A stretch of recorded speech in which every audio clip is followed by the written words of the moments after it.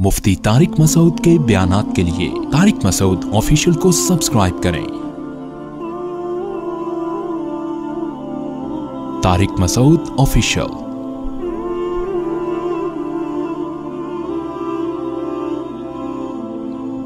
आप लोग मुबारकबादी के मुस्तहिक हैं कि आपने ऐसी जमात को छोड़ दिया जिसमें शिरक है, जिसमें गुमराही है, जिसमें ना आपको नमाज मिलेगी। इस्लाम का सबसे अहम तरीन रुकन किया है 5 टाइम नमाज पढ़ना। हमें आवाखानियों में नमाज नजर नहीं। ये तो वो पादरियों वाला हिसाब हो गया कि गुनाह करो और पादरी को पैसे देके गुनाह माफ करवा लो। इस्लाम में ऐसा नहीं है। कुरान कहता है गुनाह हो जाए तो किसी ना पादरी के पास जाने की जरूरत, ना किसी पीर और मुर्शिद के पास। वमन यअमल सूअन औ यज़लिम नफ्सहु, जिससे गुनाह हो जाए सुम्मा यस्तगफिरिल्लाह, वो हाथ उठा के किससे माफी मांगे? अल्लाह से।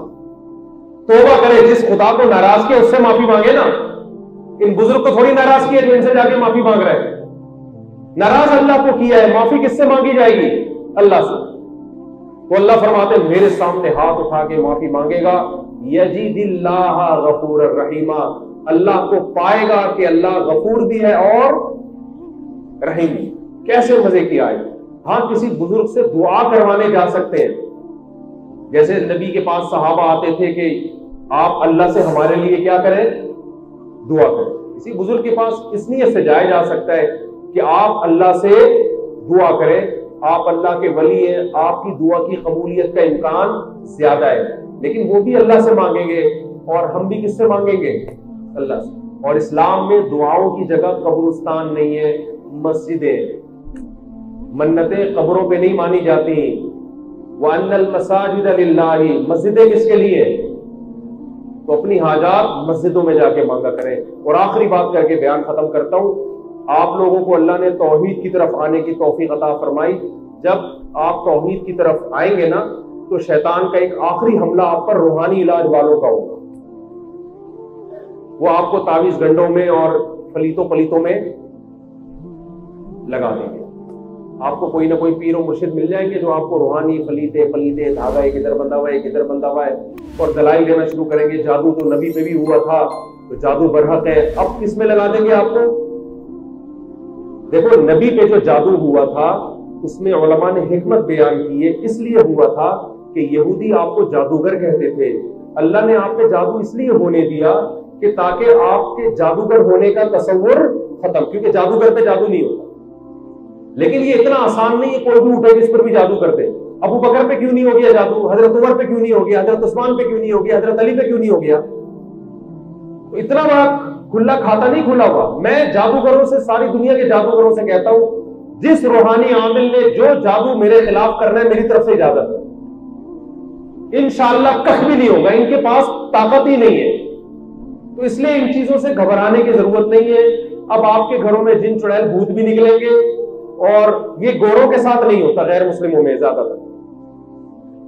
हमने नहीं कभी सुना अमेरिका में किसी पे जिन्न आया हो, अरब में भी नहीं आता अल्हम्दुलिल्लाह। एक साहब मुत्तहिदा अरब इमारात में 15 साल रहकर आए, पठान थे हमारे दोस्त, कहते मैंने 15 साल किसी पे जिन चुड़ैल भूत नहीं देखा। जैसे ही अपने गांव गया हूं, हर दूसरे आदमी पे जिन चढ़ा हुआ है। तो जहां ये रूहानी इलाज वाले होंगे वहां जिन चुड़ैल भूत भी होंगे। इनके पास जाना छोड़ दे, इनको लिफ्ट कराना छोड़ दे, ना जादू होगा, ना चुड़ैल होगी, ना जिन होगा, ना भूत होगा। और गलों में ये पट्टे ना डाला करें। अल्लाह ने आपको तौहीद की नेमत से नवाजा है, तो ये हिंदुओं के गलों में पट्टे अच्छे लगते हैं लटके हुए, यहाँ इमाम जामिन बंधा हुआ है और ये यहाँ फलाना बंधा हुआ है, धागा फलाने पीर का बांधा हुआ है। ये चीजें हिंदुओं पे सूट करती है। मुसलमान साफ सुथरा होता है, नीट क्लीन, ठीक है। उसे जब कोई मुसीबत पेश आती है, मस्जिद में जाके अल्लाह से दुआ मांगता है, हाजत पूरी हो जाए ठीक है, नहीं हो तो कहता है मैंने अपनी फाइल अल्लाह के दफ्तर में जमा करा दी है, वो मेरी हाजत रवाई कर दे तो भी ठीक है, नहीं करे तो भी ठीक है, इससे ज्यादा मैं कहीं और नहीं जाऊं। इससे आपको इंशाअल्लाह जीने का मजा है। समझ में आ रही है बात कि नहीं आ रही? अल्लाह से दुआ है, जो बातें हक पर मबनी थी अल्लाह उन्हें कबूल फरमाए, जो कोताही हुई अल्लाह माफ फरमाए, और हम सबको इन बातों पर अमल की तौफीक अता फरमाए। और अल्लाह आप सब हजरात को इस्लाम पर इस्तिकामत अता फरमाए। एक 30 सेकंड की एक बात कह दूं मैं, دیکھیں مجھے عامر حیرانی صاحب نے بتایا کہ آخانیوں سے جو مسلمان ہوئے ان میں 70% خواتین ہیں، 30% کیا ہیں؟ مرد۔ اب آپ بتاؤ 70% خواتین 30% مردوں میں کیسے ایڈجسٹ ہوں گی؟ ان کے رشتوں کے مسائل کھڑے ہوں گے کہ نہیں ہوں گے؟ خواتین سے پیشگی معذرت، جو شادی شدہ خواتین ہیں، کیسے حل ہوگا ان کا مسئلہ؟ میں تبھی لوگوں کے پاس جا کے کہہ رہا ہوں یار مجھے کوئی حل تو بتاؤ۔ تو اسلام نے اسی وجہ سے ایک مرد کو 2 بیویاں رکھنے کی اجازت دی ہے کہ ان خواتین کو ٹھکانہ ملے۔ تو آپ میں سے جو مالدار ہے ان کی بیویوں سے پیشگی معذرت کہ اپنی دوسری بہنوں کا بھی خیال کریں۔ میرے پاس بہت ساری غیر مسلم لڑکیوں کی انڈیا سے کال آئی ہے، جب میں فون اٹھایا کرتا بہت آتی تھی۔ ہم مسلمان تو ہو گئے ہیں، کوئی مرد ہمیں ٹھکانہ دینے کے لیے تیار نہیں ہے۔ تو یہ اسلام نے جو 2-3 شادیوں کی اجازت دی ہے یہ اسی وجہ سے دی ہے۔ وہ ترس رہی ہوتی ہے بھائی کوئی ٹھکانہ ہی نہیں دے رہا، ہمیں خاندان نے تو چھوڑ دیا اسلام کی وجہ سے۔ ان میں بہت سی خواتین ہمارے علم میں ہیں جو دوبارہ اسلام چھوڑ دیا انہوں نے کہ کوئی ٹھکانہ ہی نہیں دے رہا، تو ہم گھر سے بھی بے گھر ہوئے اور کوئی مسلمان بھی رکھنے کے لیے تیار نہیں ہے۔ تو اسلام قبول کرنے کا ریشو خواتین میں زیادہ ہے، مردوں میں کم ہے۔ تو مردوں کی عیاشی زیادہ ہے نا، عیاشی۔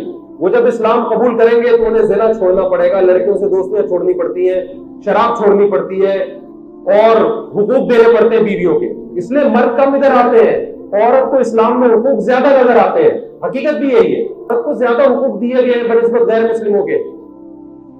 تو اب آپ مجھے بتاؤ کہ ان کو کون ٹھکانہ دے؟ تو اس لیے یہ آخری میں نے بہت غلط باتیں کر دی آپ کے سامنے، معذرت چاہتا ہوں، لیکن اس کے علاوہ کوئی حل نہیں۔ اور ہر جگہ یہی رپورٹ ہے، جہاں بھی ہندو جو ادرونے سے مسلمان ہوتے ہیں ان میں خواتین کی بھرمار ہے، مرد کم ہے۔ تو اب کسی مسلم خاتون کی غیر مسلم مرد سے شادی نہیں ہو سکتی، تو پھر یہ مسلمان مردوں کو ہی ہمت کرنی پڑے گی بھائی۔ تو یہ ہمت کر لیں، اللہ تعالیٰ آپ سب کو توفیق عطا فرمائے۔ شادی شدہ خواتین سے بہت معذرت، اللہ تعالیٰ سمجھنے کی عمل کی توفیق عطا فرمائے۔ اللہ تعالیٰ آپ سب کو اسلام پر قائم رہنے کی توفیق عطا فرمائے۔ وما علینا الا البلاغ، الحمدللہ رب العالمین والعاقبۃ للمتقین، والصلاۃ والسلام علی رسولہ الکریم وعلی آلہ وصحبہ اجمعین۔ اللهم انا نسألك من خير ما سألك منه نبيك محمد صلى الله عليه وسلم، ونعوذ بك من شر ما استعاذك منه نبيك محمد صلى الله عليه وسلم۔ انت المستعان وعليك البلاغ، ولا حول ولا قوة الا بالله، صلى الله تعالى على خير خلقه محمد وعلى آله وصحبه اجمعين برحمتك يا